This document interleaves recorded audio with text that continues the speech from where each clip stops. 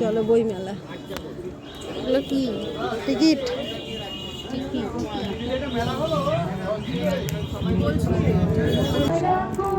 Doctor দেখিয়ে চলে এসেছি বই মেলাতে।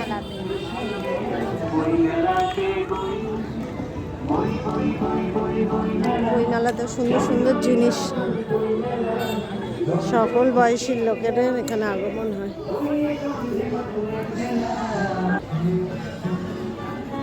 আনন্দ পাবলিকেশনসটা বরাবরই। চলে এসেছি চন্দননগর বইমেলা দেখতে। এই বইমেলাটা অনেক দিন ধরে হয়, অনেক বছর বলা যায়, কারণ এবছর ওদের 25 বছর হচ্ছে।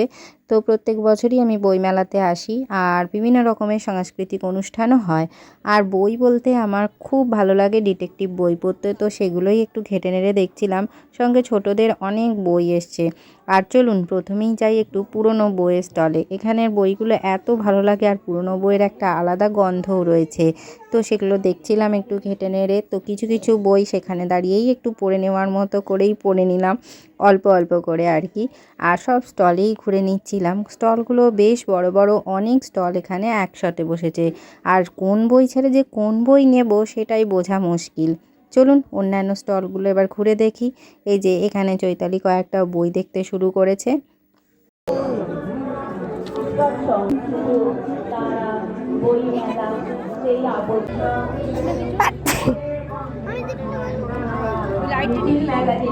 লক্ষ্মীর পাঁচালী কিনেছে আমাদের পাশের স্টলে।